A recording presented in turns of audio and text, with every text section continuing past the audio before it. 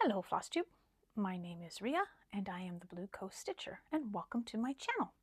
Today is Wednesday, February 11th, 2026 and this is Flosstube number 2025. If you are a returning viewer, welcome back. If this is the first time viewing my channel, welcome. This is a safe space for everyone. My name is Ria, live in southwestern Ontario, close to the Michigan-Ontario border.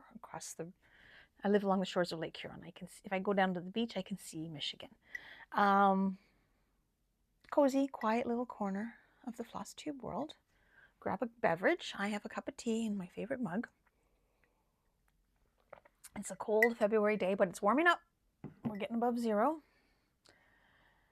All right, quick life update. January was heavy. My heart really does go out to my friends and family in the U.S. My husband's family, they're American with strong ties to the Detroit, Michigan area and Tennessee. I like humans and I hate to see hateful humans doing irreparable harm and ripping families apart and causing death and mayhem to make a point. That's all I'm going to say. I'm also woke up to the news of Tumbler Ridge, BC, the shooting there. A mass shooting in Canada does hit hard because we usually don't get them. And it's hard. And my heart goes out to everybody affected there as well in BC. We may be a geographically large country, Canada, but we do come together when we have fellow Canadians suffering, and my heart truly, truly goes out to those affected in Tumbler Ridge, BC, and the mass shooting at the high school yesterday. Our daughter Amanda, she's our second daughter. She had her birthday January 24th. We know what happened that day. So it was kind of a high and low day. So I made French onion soup. That's her request, French onion soup. So homemade French onion soup, Julia Child's recipe. Homemade chocolate cupcakes with mint icing. That's her favorite. My recipe makes 2 dozen, so most of them are in the freezer, so she can, and Dave can sneak one whenever they have the mood. We had a vet visit last Friday, the February 6th. Artemis is our traditional tortie, born to a feral mom, and has a little bit of feralness in her. There's only 3 of us that she completely trusts, and that trust is easily shattered. I shattered it Friday. Once a year, vet visit, I shatter her trust completely. She forgives me eventually. Let's just say blood was drawn on my thumb. It's healing. And she peed on me. It's not the first time she's peed on me. You have to catch her and hold her tight. And she will, because when she was a kitten, that's what I would do. I would hold her tight if she felt scared or threatened when we first got her. And she knows she's safe. But in this instance, she knows she feels safe for now because she knows what I'm going to do next. And that's when all hell breaks loose. Dave was there with me to get her in. And we try to get her paws secure so we can get her into her carrier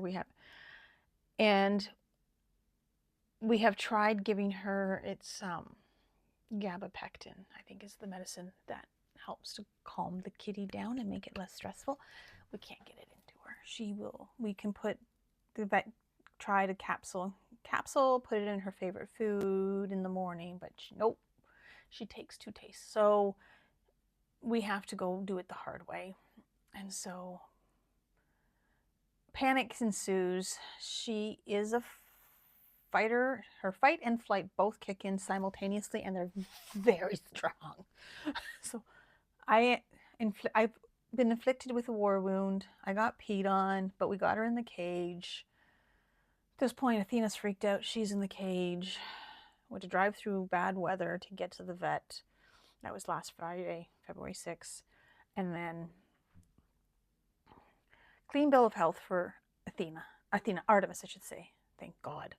I always say, I don't know what I'm going to do if she's ever has some kind of chronic or acute illness that we have to get meds into her because we can't. She bolts, she panics, she will rip you apart. She's the most gentle soul, but if she feels the slightest bit of threatened, she will rip you apart. So the vet said they have a transdermal, it's the same substance as the capsules in the injection, but it's transdermal, so you just rub it on the inside of their ear. So we're going to try that next year. Artemis, clean bill of health. Athena, her tooth. She has dental issues. It's a genetic thing. They both eat the same food. Artemis's teeth is absolutely perfect. Athena's always has had tartar buildup. So she's got to get a dental procedure, which requires general anesthetic, but that's not till June. And she's the easier one to pick up and just put in the carrier and say, okay, honey, we're going. You're going to get some good drugs. So that's not till June. And then later that day, we knew the temperature was going to drop into -20, -30 again. And we knew the wind was going to shift. And originally the weather said the snow was going to stop mid-afternoon. Well, it didn't. A streamer, the winds shifted to the direct north. And in our area, when the winds shift to the direct north, because that's off the lake, and the lake, even though it is mostly frozen right now, it slams our area. We're in Lambton County. It slams the area, and it slams it hard. If you're on my Instagram, you'll see I shared a video of that night, Friday night before bed, the ferocity of the wind coming off directly off the lake. Our house faces, the front faces the north towards the lake, and it was just hammering. And so we knew Saturday probably would have been a write-off. We had a couple errands we wanted to run Saturday, but we'll see what the morning brings. We got up the next morning, the sun is shining, the wind was loud. The entire front of the house is coated in snow because you've got these really strong winds just literally embedding the snow into the front of the house. The windows, the doors, it was just embedded. And the cars were they're black, but they were white. And you could just see all the snow. The plows hadn't come by. And right away checked Facebook, and the OPP, Ontario Provincial Police, because we're technically rural area, said stay off the roads, blowing and drifting. This area is the bottom of it's flat. It's freaking flat. And so when the wind comes off the lake and just blows, the 402 from London to Sarnia was completely closed all day Saturday, and I think even into Sunday, even by Sunday, late Sunday morning, parts of the 402 were still closed as they were fishing out trucks and cars and everything, and people who didn't listen. And then, so they closed the 402s Friday night, and so then people diverted to the country roads. Well, now everybody's stranded on the country roads, and people didn't listen and stay off the roads. And you have to understand, the 402 is a major artery. It branches off the 401 just on the west end of London, and it goes to Sarnia, which is where the blue water bridges are, to Port Huron. So it's a major commercial traffic route. Constantly, we can have tractor trailers if the border is busy on the American side. We can have tractor trailers backed up on the 402 for kilometers while they work their way through. And the federal and provincial government discourages our municipalities from closing the 402 because there's, I think, the Windsor Bridge, because the 401 goes to Windsor Detroit Bridge, and that's over, is it over 300, 400 million a day of goods crosses that bridge. So I would say the blue water bridges is not quite as busy, so it's probably 200 to 300 million a day. I'm possible, I don't know the exact number. So they discourage the closing of the 402. So for them to close the 402, you know it is bad. So the 402 was closed all day Saturday. We postponed our errands to the next day and stayed cozy in the house. I did some cleaning and tidying of my office, cleaned up my altar, did some stitching, which we're going to talk about in a minute. And yeah, it was good. And then, of course, now we're in February, so blessed Imbolc for those who celebrate the old ways. And I have a finish. I have 2 new starts that are now officially whips. I have some new books. There'll be books at the end. I've got some new cross-stitchy stuff that I will haul. I know. I said stitch like it's the zombie apocalypse in 2026. The haul is stuff that I ordered from Stitch at Central in London over about 2 months ago. And it just arrived. What's today? Today's Wednesday. Last week. Middle to end of last week it arrived. And I ordered it 2 months ago. So, yeah. All right. Let's start with my finish.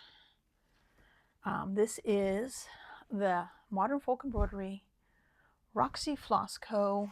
Just a second, let me get my board. And Evertote's holiday countdown that they do every year. And this is the one from 2025. So I have finished this is my 3rd of the 4 holiday countdowns they have done so far. I finished this January 18th. And it's called A Pretty Song. Oh, I love the colors. Hopefully the light picks it up. So if you follow me, you'll know Rhea and borders. I like my borders. They're pretty. They add something to the sampler. But I cannot just stitch the border without stitching the other components of the sampler that helps me anchor the placement of the border, because I will screw up the countage. And as I pointed out in my whip parade last time, my last video, that yeah, I really screwed up. So day 1, the border has 2 colors. There's 24 colors. You get a new floss. Most of the floss was part of their regular line, and then there was a few colors that were created for this project. But anyways, the border has 2 colors, and day 1 and day 2. And I screwed it up in a couple places. So I ended up just opening all packets. I'm going to do that next year. Lesson learned. And just stitch it my way. I didn't really share the day-to-day proceedings, and then it's December, life gets busy. So January 18th was the completion of this. It is on 32 count vanilla custard using the Stitch Along Holiday Countdown floss pack. And I'm very, very happy with it. I'll have to get it framed someday. All right, so the next 2 pieces will be on scroll rods. I'm part of, Caroline started it's like a stitch line all year for 1897 Schoolhouse. Leanne, our friend Leanne. And I started, where's my card? Ooh. When did I start this? Did I put the card in here? Yes, I did. Phew. I started this January 19th because I finished Holiday Countdown January 18th. And it's To Thine Own Self Be True. Here, let me take it out of the package. I'm sorry if it...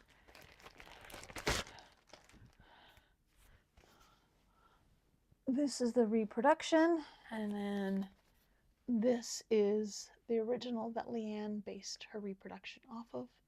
Oh. Anyways, I love it. It's beautiful. So Caroline has a Facebook group for this 1897 Schoolhouse Samplers year start along. Anyways, I started this January 19th on 32 count Speculas. It is using the Floss Boss Hannah floss conversion. And this is as far as I got. I started in the center. Caroline started bottom center leftish so she could get the adorable carriage in. Love that center floral basket. And then the itty bitty bitty tiny cart, I'm calling them a cart, I think they're cardinals, are stitched 1 over 1. So I'm getting there. I love it. So that is that. And then for February 1st, let me put this away. So this is my second whip that I have. Now this is currently on my floor frame, my Hearthside Crafts Mark II floor frame. And it is from Modern Folk Embroidery, Jacob. Little acorns, you will have seen this floating around everywhere because, you know, it's Jacob, and who can say no to Jacob and his gorgeous new stitch along pattern for the year, which I never follow along with. I started mine on February 1st in bulk because that's what I do. It's currently on my floor frame, so I just took it off, so it's still in the frame. There it is. So I did again a center start, 32 count speculas, and Falu Red is the floss, all of course by Roxy Floss Co. and Evertotes. And I will say, these right here, these back stitches, filigrees, whatever you want to call them, yes, they're one thread and one strand, I should say, of floss. And yes, they're fiddly, but when they're done, it really, like, oh my God, I look at it and I'm like, wow. Because as I'm doing it, I'm like, eh, right? But just, you know, suck it up, buttercup, do it. And I'm really happy with it. Really, really happy with it. All right. Now, I gotta make some room here. I'm at the table in my craft room. Let me put this card with the project because it's gonna go back to the whip pile. Haul. So I got a fair bit of haul. Oh, good Lord. From 1, 2, 3 stitch. So if you watched the last whip parade, I was saying my plan for this year is to, this was my plan in January, especially as I was getting prepared for the whip parade, you kind of, when you do that, you get a full stock of what it is that you have in your stash. And my sarcastic tongue-in-cheek is that I have enough stash to last me a few zombie apocalypses. And so as I was preparing for the whip parade, like, good Lord, Rhea, you have enough. And I do. I'm very privileged to have what I have. And so I thought, oh, I need to focus on what I have. And then just stitch like it's the zombie apocalypse in 2026 popped into my head. And that is my era for the year 2026. So I'm limiting what I am buying. I'm continuing with, I am part of the Roxy Floss Co. Evertote Floss Club, the ABC, because I do want to get the entire Roxy Floss line for conversions, etc. Just like to have that. And their fabric club, I'm continuing with that for now, and their bag club, which is currently in the mail on its way to me. It might show up today. It might show up tomorrow. I don't know. I got the notification of shipment, I think, on the weekend, but then we've had bad weather and the 402 was closed, so no one was going to and from London to this area. And then there's the backlog of traffic, etc. Anyways, but I ordered some stuff from 123 Stitches Central in London. That's my LNS. And there's a few things that were on back order, so I'm patient. So I do have haul. I will not have haul such as this throughout the year. This is unusual. The other haul that I might have is through Traditional Stitches. No, I wasn't sure what was going on when Janice announced her retirement around Christmas time, because I did sign up for their Cottage Gardens Year in the Woods #2 and Jeanette Douglas A Year in the Garden. So I still, when she announced her retirement around Christmas time, and I'm really happy for her, I wasn't sure what was going to happen, right? Because I don't think even they knew what was going to happen, because of course a buyer hasn't come up yet for her. She's out in Alberta. So I still have the Cottage Garden Samplings Year in the Woods subscription. So I just got a notification that they shipped the Cardinal and the Bobcat. And then there's going to be the fabric, because normally they would ship the monthly chart with the thread and the fabric. This time they're shipping the 2 charts because there's been a little bit of upheaval, understandably, from Traditional Stitches. And they're sending me the fabric for the rest of the year, so up to #12. So I think it's 7 through 12. So 7 and 8, Cardinal Bobcat is on its way to me, along with the fabric of 7 to 12. And then 7 and 8 will have the floss with it. And I hope to hear from them.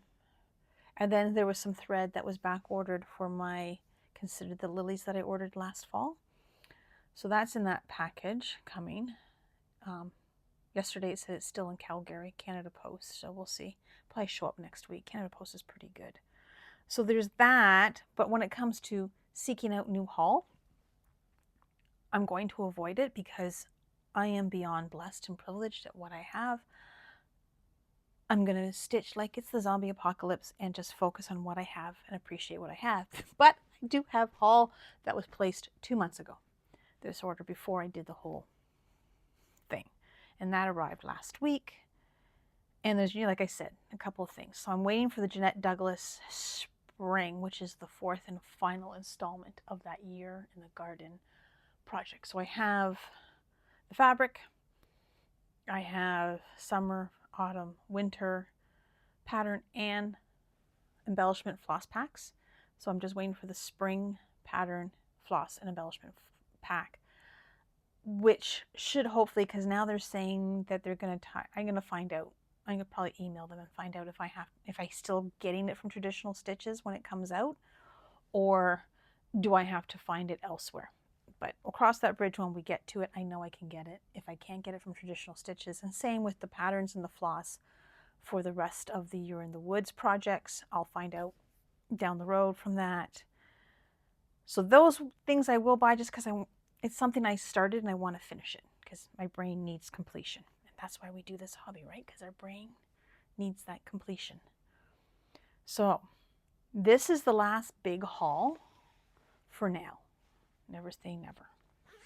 So this is what I ordered from 123 Stitch. This was an enablement. This is what started filling the cart. And that was from Ditsy Daisy Crafts. She shared it. Excuse me for opening this. It is Joan Elliott Winter Solstice. Oh my goodness. When I saw it, I was enabled. And so this was started it. So Stitch Central had oh, what is this called? Here it is. This is Ada 14 count Silvery Moon. Oh, look at this. So it's big. It's gonna be a biggie. It's 14 count Ada. It came with, it's mostly black, of course, so it's 310. So it came with the skeins of 310. If I run out, I shouldn't. I've got a lot here. It was like add to cart, right? So easy to do, add to cart. So 310, it came with that.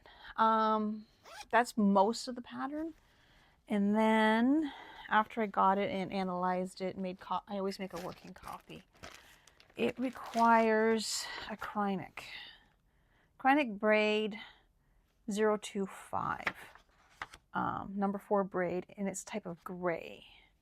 And I do believe, if I can get close, you can see there's like bits.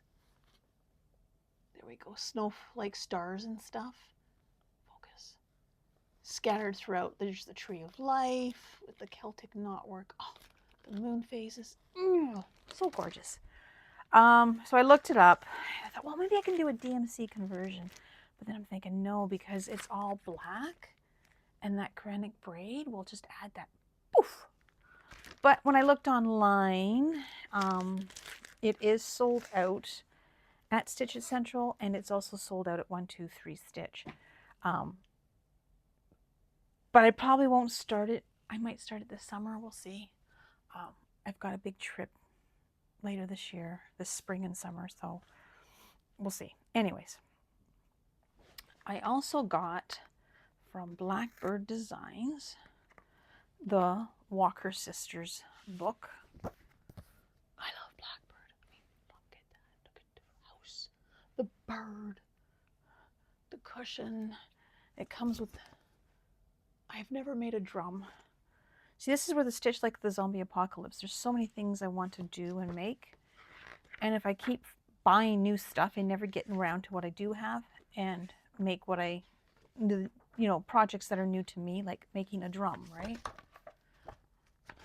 This one is Love and Friendship. Let us in love. I mean, how sweet is that? Here, let me move my face. What does it say? It's got the full saying is, let us in love and friendship dwell. There we go. I mean, oh my God, how cute is that? And of course there's samplers because there's 2 sisters. So I already made my working copy. I don't have any fabric or anything to go with it. So these are projects that are partially kitted. And then as I was diving into shopping therapy in December, I got into the Plum Street in Stitch Essential. So I got a bunch of Plum Street. So these are all Plum Street samplers projects, which is another designer I absolutely love. Paulette always does such an amazing job. I got, this is the biggest one, which is a sampler called Grace Doth. I should take it out of the baggie. Sorry. I have pot lights in here, and so it really glares. Grace Doth Abound. The saying says, toil o'er the ground, yet grace doth abound. So it's a gorgeous sampler. I'm missing some of the flosses, and I need to find a fabric for it. I have that cabinet, IKEA cabinet, is full. Not full, but it has, once I calculate what I need for sizing, I'm sure there's something in there, and then there's a few flosses that I need. Next, these are all smalls. Ever since I started the Quintessential Frisian Smalls, I'm on a small kick. Cardinal Kin and Cardinal Kin 2. Again, I'm missing a floss. It'll come. I'll find it. But isn't that gorgeous? So it's not fully kitted yet, and of course fabric. None of these have fabrics yet. 36, this was stitched on 36 count Winter Brew, but I'm in the 36 count Fabric Club of Evertote in the traditional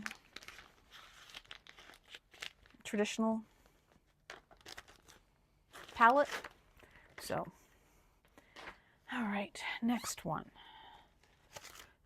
Oh, yeah, none of these, I feel like I'm repeating myself. None of these have fabric, and they have most of their flosses, just not all yet. I will get them eventually. My Heart's Welcome. I am not a seasonal stitcher per se. The holiday season of December is one of my most favorite. So a lot of these are, it was December, I was in the mood. But they're not your typical Christmas stitch. I don't It's not a religious Christian celebration for me. It's more of a before Romanization and Christianization celebration for me, for my European ancestors. And the aspects of winter, the darkness of winter going inward, and just, okay. And the colors and bringing the greenery and all those old traditions that got absorbed when Christianity came to Europe. So anyways, I love this one. I like her. I turn little. In the colonial house. Oh. So, 2 more.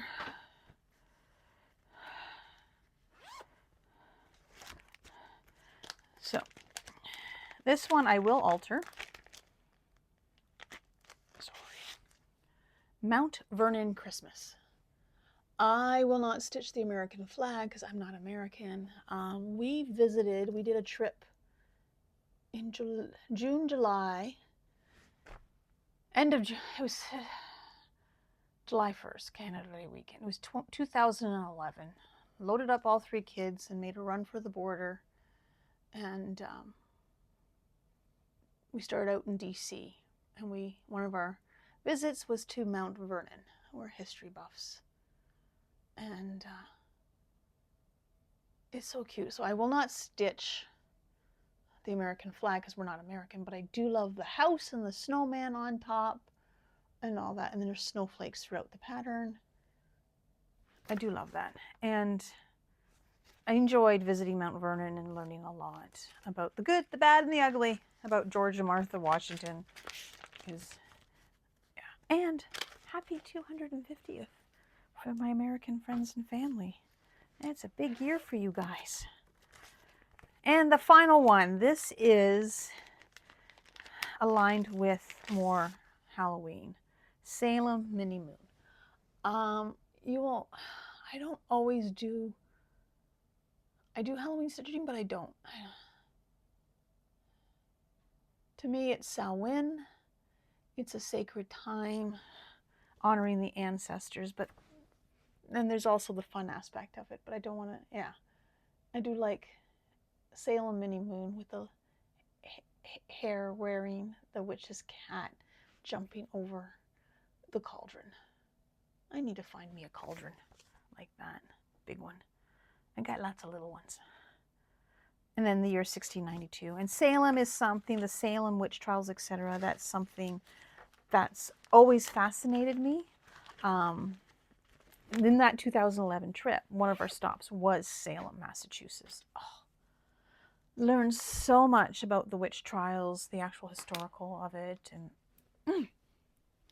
went to the memorial at the burial ground, and that was such a moving experience for me to see the names. And we had done some of the research, I had done some research knowing the background behind some of those names and what happened, how it happened, and how religious fervor led to so much death, torture, ripping lives apart. And yeah, it's just, and a key part of history, not just Salem, but all over, like in Europe, the witch trials, that we should never forget.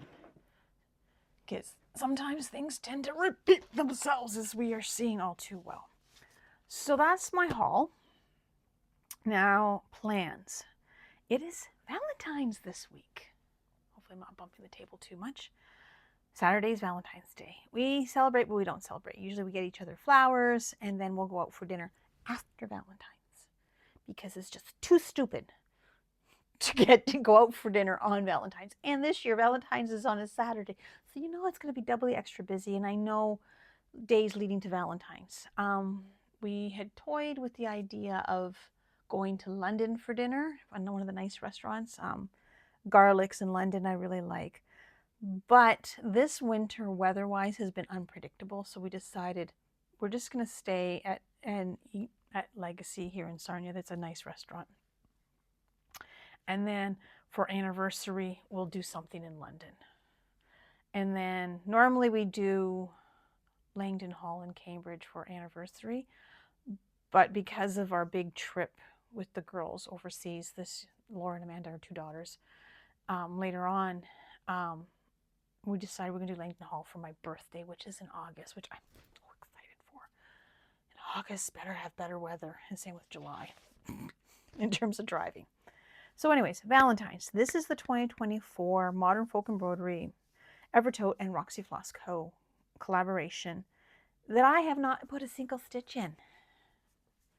So my plan is probably, what's today, Wednesday, Thursday or Friday, start it. I've got the fabric.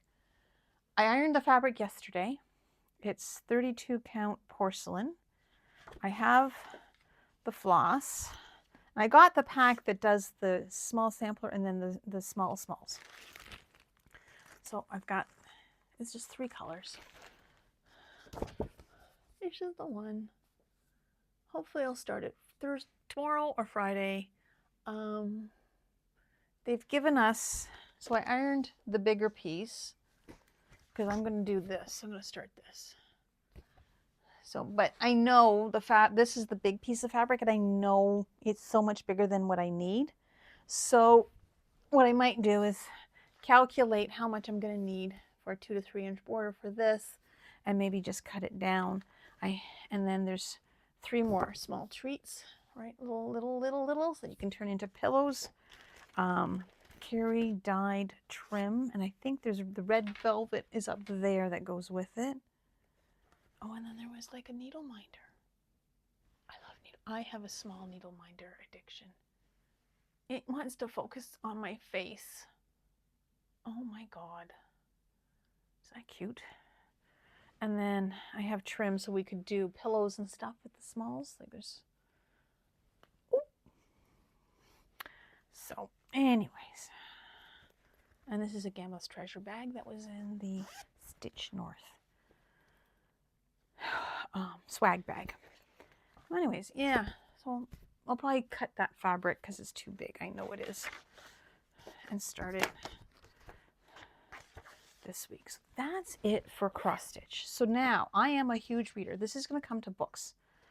The first things I'm going to share for books is cross stitch related. And then the other ones you can go, if you're interested in cross-stitch related books, and I have a new magazine subscription that I want to share that I'm absolutely in love with that has to do with needlework and knitting as a whole, that I'm falling in love with, I'm going to start with those, and then I will go to fiction, nonfiction books that I have finished and currently reading. So you can stick around as long as you want. I'm going to start off with the cross-stitch needlework handicraft things first. So this is a magazine. I have no idea. It's brand new to me. I subscribed last fall. Somehow they showed up on my radar. I signed up for their newsletter. Loved what I saw in the newsletter. So then I subscribed to the magazine. I do subscribe to Punch Needle, Just Cross Stitch, and what's the one from England? Cross Stitch World or something. Because Just Cross Stitch is American, and then there's the British one. Anyways, and those focus mostly on patterns, right? And you got your different designers. This is piecework. So yes, you will get patterns for various things. So this was the one that came first, which is Winter 2025, and this is Spring 2026.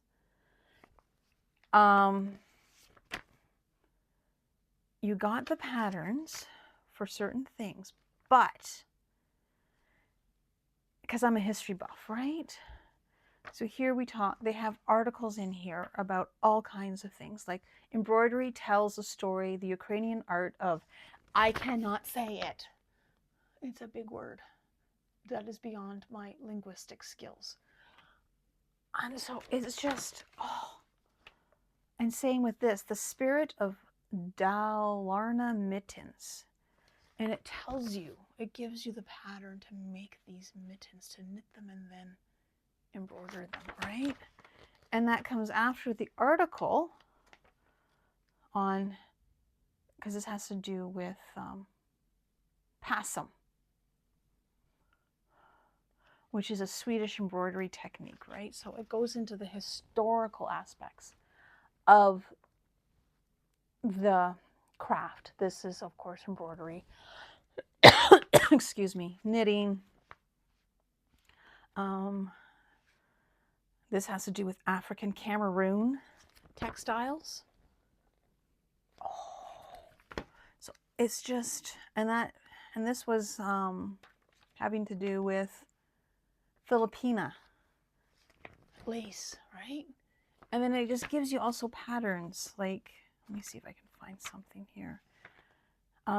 Fair Isle scarf, a pattern to knit this. I want to learn to knit this year in light of my zombie apocalypse.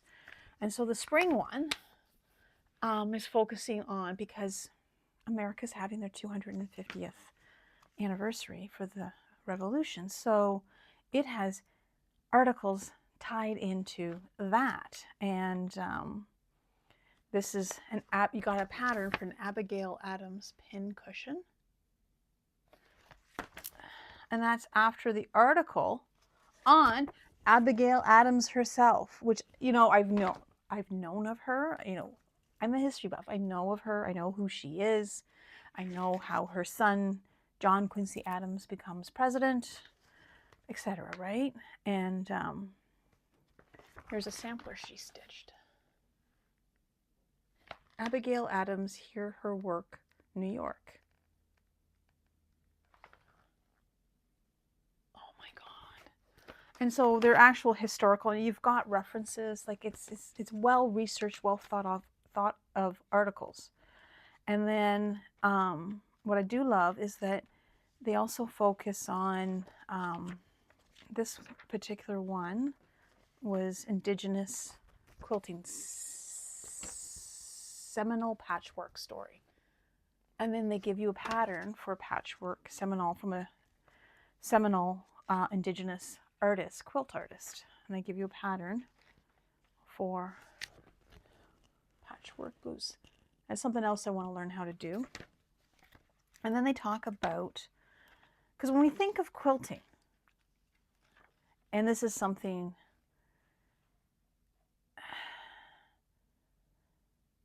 the history that I was taught was always, I went to a Christian school, I'm not Christian anymore, Protestant, white, Western European centric history. Quilting, I always think women, white women, gathered around with a quilting bee. But when you look at the history of the US, there was a lot of slavery. So a lot of quilts were made by enslaved women in the 19th century. So there's an article on quilts done by enslaved women in the 19th century and how it's just fascinating, right? And how the slaves that worked in-house versus what they created in their own, right? Because in-house, when they worked in the big house, they had access to certain tools that they might not have in their own home where they were slaves. Anyways, it's called Piecework. I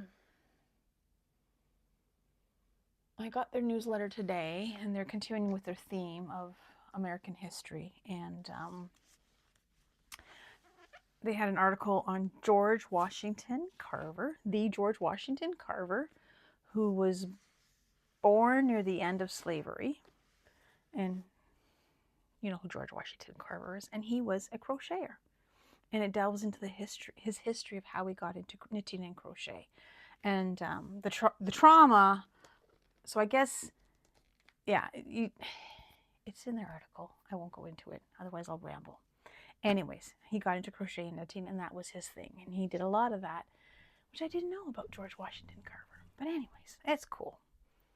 All right, now, this is the rest of the cross-stitching haul. So the Sarnia Area Rotary Club has a used book sale every January. It's usually Friday, Saturday. We had a snowstorm the Thursday. I can't even remember the dates. It was January. It was before Amanda's birthday, so it was the week before the 24th. So we went the Saturday. Lesson learned, go the Friday, because the resellers, which a lot of people aren't too fond of, swoop in and take all the good stuff and then resell it for exorbitant amounts on eBay, which, yeah. Anyways, I found some cross-stitch books. Most of these are from the 90s. So this one is Leisure's Arts, Seasons Remembered. So there's a few pieces in here that I do like the holly, right? A few patterns. There is one. Here it is. So I got it and saw this, the snowflake pattern. And then, is it me? Or is that creepy? This was in the 1990s. This is Leisure Arts. Seasons Remembered, Christmas Remembered, Book 9. It's based off of a postcard, which is down there. I did not buy the book for that. I see that and I think, supernatural Christmas, where's Sam and Dean? But I like the snowflakes. I love the cherry blossoms with the birds. So there's some components. Creative crafts for creative hands, cross-stitch embroidery. Again, the 90s. And what drew my eye to it, again, was components, little bits. Where is it? Boom, boom. Now this is made into a pillow. I might not necessarily make it into a pillow, but I don't know. Hopefully I didn't flash a pattern. They have, see the poppy. I love pop. Oops, I love poppies. Now there's a few things in there, and then splendid samplers to cross stitch 35 original projects. I do like this one. The colors are so happy and bright. Again, it's the 90s. This one has actual reproduction samplers done 1990s, 80s style, like this one, Memorial Sampler, an early 19th sampler. Very pretty. Just add it to my collection. And then I found this hidden away, which was the paintings of Susan Seddon-Boulay. I've gotten her calendars before. I love her artwork. She does some stunning, stunning artwork, and I just love her artwork. She's just, I don't know, it calls to me, it speaks to me. That's not cross-stitch related, but I like that. And then, this is brand new, and it's a doozy. I got the Tennessee samplers. It's big. I didn't realize it was this big. You've seen this. You've heard lots of talk about it, because this is the author's, I think it's been 20 years in the making for these girls. Oh my God. So my husband has roots in Tennessee. He is, when it comes to ancestry, he's a mutt. Let's just put it this way. Mostly British and French with a little bit of Irish and whatnot sprinkled in. I'm about as Dutch can be. So, but anyways, I love history, and I saw people talking about this, so I wanted to get it. And it looks very well thought out. And there's history tied, like they've researched the people, that the samplers they talk about in this, right? Like Sarah Childress Polk and her adopted great niece, right? Oh my God, this book is heavy. Like, look at that. And then the actual sampler, the history. That's not a light read. Okay, that's it for the cross-stitch books. If you stuck around this far, great. If you want to stick around some more for what, this is going to be what I have read. And then I've got 2 books that I'm currently reading. All right, The Gift of Not Belonging. How Outsiders Thrive in a World of Joiners. I'm not much of a joiner myself. And it's written by Rami Kaminsky, MD. renowned psychiatrist and research, founder director of the Institute for Integrative Psychiatry in New York City. And so, you know, introvert, extrovert. And then he talks about the outrovert personality. Someone who feels like an outsider in any group while also celebrating all the advantages of not belonging. Outroverts are not natural-born joiners. They are not shy or quiet, nor are they excluded or marginalized, but even when welcomed warmly into a group, they never feel like they truly belong. Our communal society has instilled in us the belief that humans are born with the innate urge to belong, but in reality, belonging is a skill that we are socialized to learn. Drawing on 4 decades of clinical work, he reveals that contrary to what we've been taught, we don't need to belong to a group in order to feel close to individuals within it. And then it was a fascinating read. It's an easy read. He's got some case studies in it from his clinic. And then these two are ones that I finished over Christmas. Jodi Picoult, By Any Other Name, in the bingy. Very well done. This is my first time I've read one of her books. I've always known about her, I just never read her books. So this is a book that crosses 2 timelines. So you've got young playwright Melina Green, just written a new work inspired by the life of her Elizabethan ancestor, Amelia Bassano, who is a real historical figure, but seen performed is unlikely in a theater world where the playing field isn't level for women.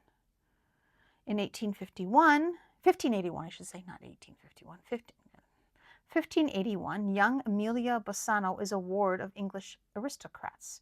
Her lessons on languages, history, and writing have endowed her with a sharp wit and a gift for storytelling. But like most women of her day, she is allowed no voice of her own. Forced to become a mistress to the Lord Chamberlain, who oversees all theatre productions in England, Amelia sees firsthand how all words of playwrights can move an audience. She begins to form a plan to secretly bring a play of her own to the stage by paying an actor named William Shakespeare to front her work.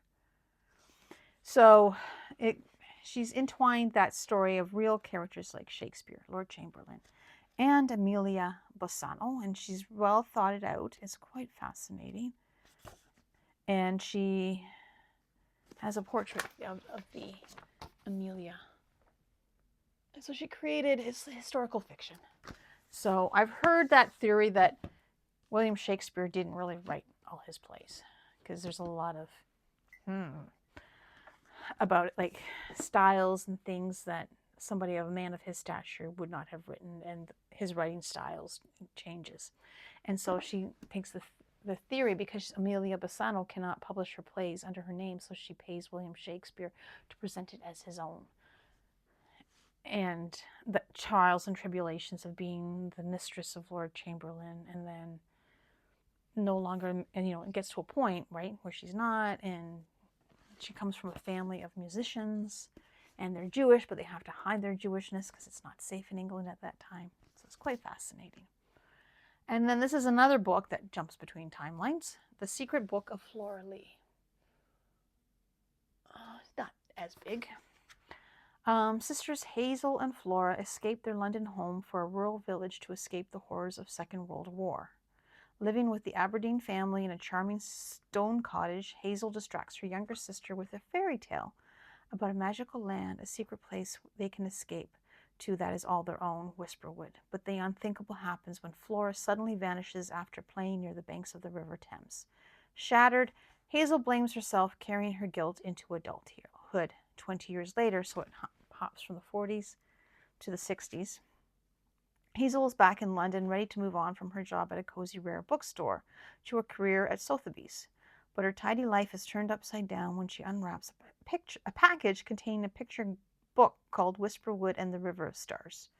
Hazel never told a soul about the fairy tale world she created just for Flora. Could this book hold the secrets to her sister's disappearance? Could it be a sign that Flora is still alive after all these years, or is something sinister at play? It was a very good book. Flops back and forth between timelines. I would say there was a couple of times I was starting going, okay, enough of the self-directed angst in terms of Hazel. But overall, I was impressed with it. And the story intertwines the two timelines, right, to what is now 1960s. And is Flora alive or is she not? And the history of all those children during World War II that were evacuated from London to different homes throughout the English countryside.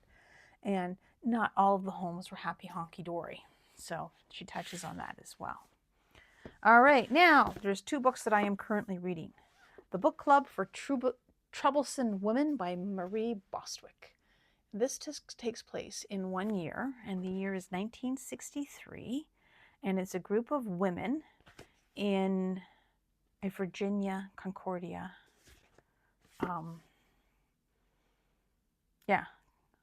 Concordia, I guess, was a suburb of Northern Virginia. It was brand new, 1963.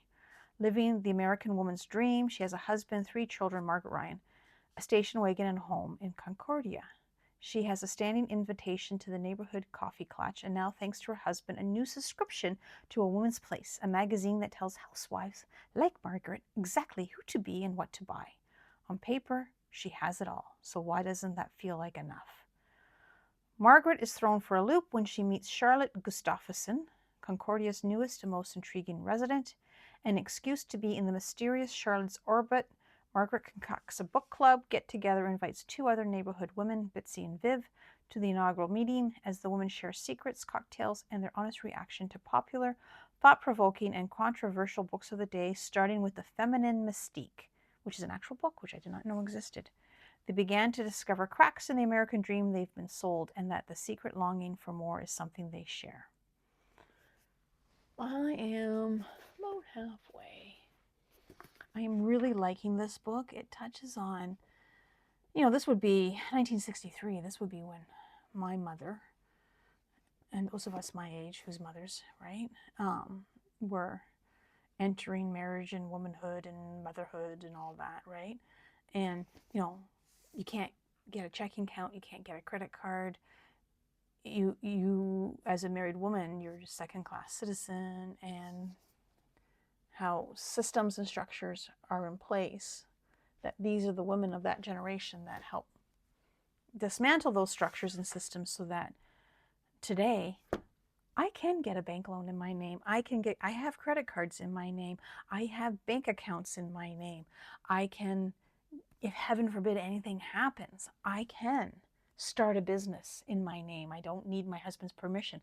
I know there's parts of the U.S. you don't have this, but if I wanted to get a hysterectomy or something, I didn't need my husband's permission for that when I had it. It talks about all that. Or birth control, right? You had to have your husband's permission to go on birth control. The second one I'm reading is from Womancraft Publishing, Home to Her by Liz Childs Kelly.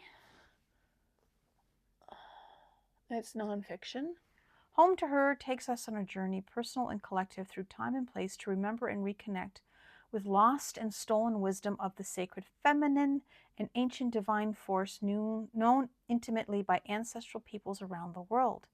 While in some cultures she remains a vibrant living force, in the West, her wisdom and traditions have been lost or buried by patriarchal religions and traditions. How to reconnect with the sacred feminine, insights into what her wisdom represents, how it differs from other spiritual traditions, and what it has to offer us.